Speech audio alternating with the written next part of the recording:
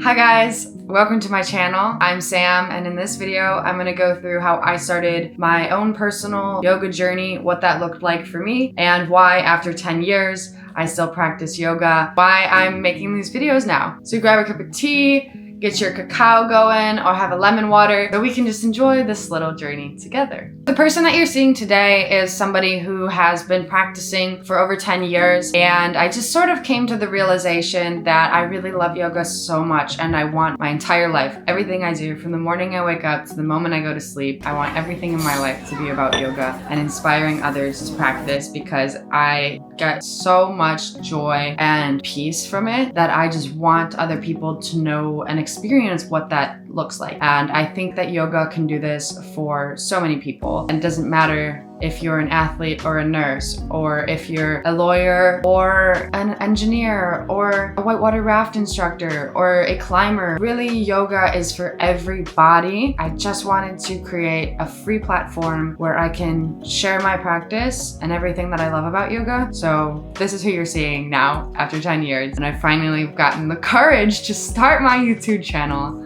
Like many in the Western culture of yoga, I started my practice in a very physical way. So when I was in high school, the neighbor that lived next to us was actually the owner of the hot yoga studio in town. So I started off just babysitting her kids, and that's kind of how we got connected and built our relationship. And then she proposed a job to me working as a desk yogi, which is when you just work the desk at a yoga studio, you check people in, you make sure the yoga studio is cleaned up before people can come in and after they leave. I was making smoothies for people. I think I was 14 at this time, so as a 14-year-old, I thought this was just so cush and so cool. And everyone that came into the yoga studio was just vibrant, and they left so peaceful, and everyone looked so zen. And so I started to practice on my own. I remember going to my first yoga class that was 90 degrees, and I went with my mom. I remember finishing the class and we were drenched in sweat. And honestly, sometimes in hot yoga, it gets a little bit hard to breathe. But anyway, so after the class, I was like, this is the best thing since sliced bread. And my mom was like, I did not like that. That was not for me. So that was really how I got started. Was Natalie, the owner of Harmony Yoga Studios in this little town in Ohio called Willoughby, is where I got started, and I just continued to go as much as possible. I eventually transitioned out of the desk yogi role because I was doing lots of sports in high school. I played soccer, basketball, and track, so I was literally always on the move. Natalie actually ended up just giving me free yoga at the time. So my practice started in the very physical way, very focused on asana. I really just wanted to go and get that sweat. I remember being so obsessed with it that even in high school, I wanted to wake up at 5:30 in the morning and jet on over to the studio so that I could take a 6 a.m. hot yoga class. Those, like, if you haven't taken a 6 a.m. hot yoga class, bro, you need to go.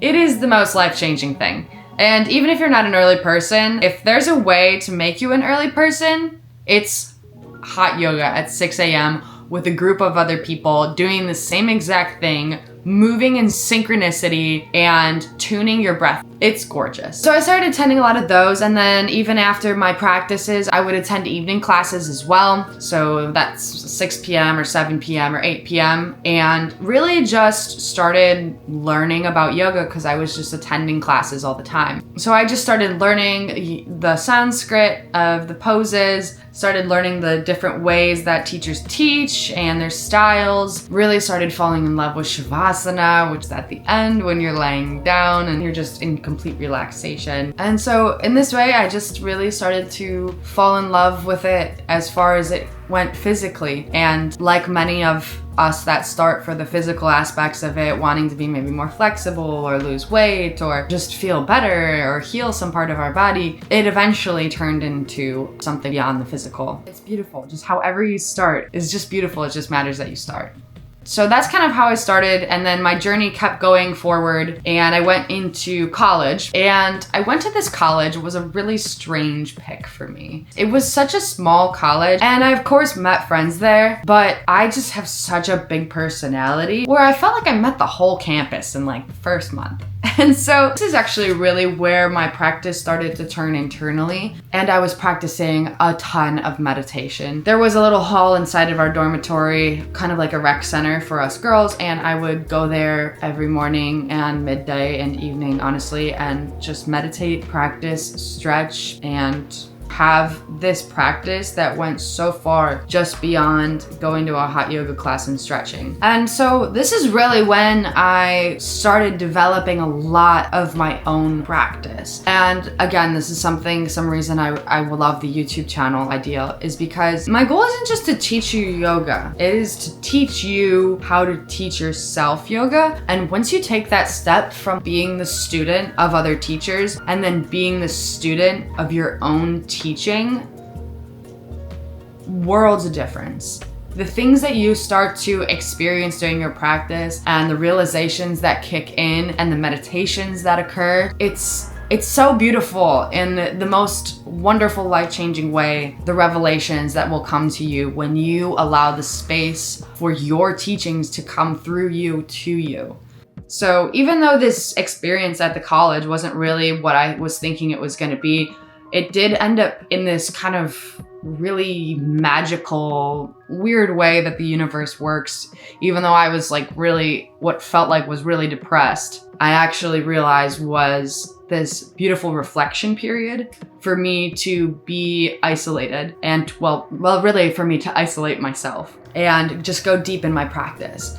After, 3 years of having this physical practice, the switch was changing into me having this very internal, mind-driven, focused classes with myself. And so this is when I ended up booking my 200-hour yoga teacher training in Costa Rica in 2017. So after I finished my first year of college, I immediately went off to Costa Rica in June to get my 200-hour yoga teacher training, which was a 1-month program, so 4 weeks in total. Each week was a different week dedicated to a different deity, and again, super magical. So I was like on this like super upward trajectory for yoga, going beyond just the physical and into the very spiritual and mental and emotional realm. So after my 200-hour yoga teacher training, I came back with so much fire underneath me and a passion to really share my practice with others. I had now been practicing for 4 or 5 years and had a teacher training certification under my belt,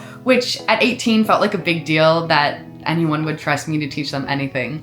So I started teaching as much as I could. I was honestly just offering free classes at the beach in Cleveland. I had a little spot where I would go and my friends would come. And then I got connected to studios over time and just kind of kept teaching. And I think I just kind of burnt myself out to the point of where I was teaching so many classes that the practice of teaching almost became stressful because I was putting so much energy into every single class, making it different, working on my craft, different playlists for music, just different stretches. And it was really fun, and I loved this period because I was self-teaching how to teach. And of course, like I had already taken a bunch of classes, so I was implementing all of those teachers' styles into now my style and getting to craft my own. And so even though this burnout eventually did happen after teaching a lot of classes, I honestly would say that everyone should do that. I think like burnout is good. Like you kind of really, you get to your limits and realize like, okay, like this is where I'm maxed and maybe I need to peel back and make this more sustainable. That's kind of where I ended up just dropping out of college, and I took a break to travel because that's what I really wanted to do. I was going to school for international business, Spanish with a minor in Mandarin, and then transferred to Cleveland State because I didn't like that college and didn't want to be there anymore. And honestly, I just wanted to be back home. And then just realized that I didn't actually want to be in college. All I really wanted to do was speak Spanish and travel. So that was the summer that I met some amazing friends that are still my friends today, and they're super quirky and hippie and very, very off the wall in a super gorgeous way. And they were really supportive of me going down this yoga path. 2 of my friends from this group went through the winter, and then we ended up going to Thailand for a whole month. I was there for a whole month, they stayed longer, but I was there for a month, and we took a Thai massage certification in Chiang Mai, and we kind of just bopped around. We went to Bangkok. We had New Year's in Bangkok 2019, went to Pai up in the mountains. Chiang Mai is where we took our training, and then we popped over to Phuket and went to Copenhagen and Wai Nam. Then I was only there for a month because I wanted to travel back to Costa Rica. So I took my flight back out of Bangkok back to Cleveland, and then 12 days later flew back to Costa Rica. I was slated to be a volunteer for a yoga music festival, which is Envision. And if you haven't heard about Envision, I highly recommend it. It is a yoga music festival in the jungle along the ocean. Like, need I say more? So I had volunteered to be on the build team, which means that I was building these massive structures for the festival. And I think the reason I got this was because I was the only girl that had signed up for it. Everyone else was a dude. But I didn't care. I just wanted to be a volunteer and get that free ticket to go. Because at this point in my life, I wasn't really having a lot of money. I remember having like 2K in my bank account, which I understand to some might seem like a lot. But when you don't really have things lined up and that's literally all you own, that wasn't really a lot to me. And I just went to Costa Rica and wanted to make things work. Long story short, I ended up meeting a psychiatrist where I ended up getting this online job. Worked for that company for 1.5 years. So throughout this, I kind of traveled. I would teach yoga here and there. I really was mostly teaching English online at this time for fun. I've always just had a passion for teaching, and I love learning a new language, so I wanted to offer English teaching to people who wanted help with that. So yeah, then I was also giving a Thai massage during this time. I was actually living inside of a yoga studio at one point in downtown Cleveland, and I was their desk yogi slash Thai massage person slash on-call yoga teacher, basically this internal yogi, and I loved it. It was sick. I would just be barefoot all the time, but it was strange setup because my living quarters were next to the showers and the place where people would come in, and that's another story for another time. But I still really love this studio. It's a studio at Cleveland, downtown, super special vibes, really authentic community. So then 1.5 years goes by, I'm giving massage, teaching, traveling, kind of just doing whatever comes and goes. And then I went back to Costa Rica, actually was planning to backpack Central and South America, just working remote and just keep speaking Spanish and surfing.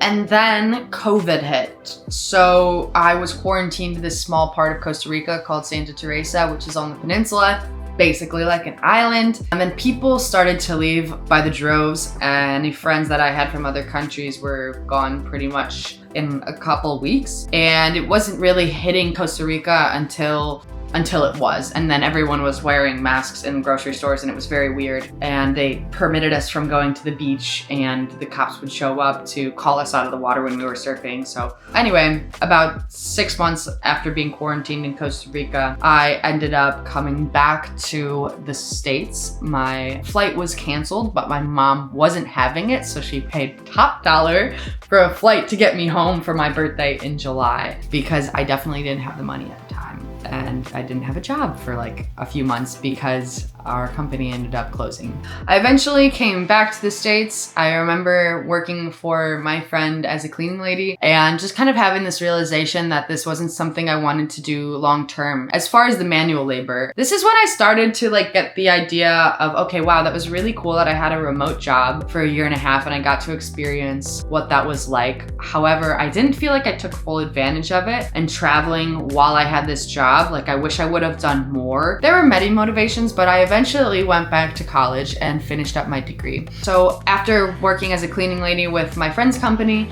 I went to work for a seasonal local Lululemon store and transitioned my entire wardrobe to Lululemon. I literally got rid of everything except for Lululemon. Looking back now, I'm like, okay, I wish I had some of those clothes that weren't Lululemon, because I forever just look like I'm in athleisure clothes. But no, my wardrobe is honestly still mostly Lululemon. I love them. Shout out Lulu. It's kind of the super basic yogi thing, but honestly, like, they make really good clothes and I love their style. So that's my tangent on Lululemon. So I was working at Lululemon while I was going back to college, which was completely online because it was COVID. Not really many people were having classes in person, which again, I didn't mind. I personally really loved. I enjoyed just taking my classes at my own pace and like chugging.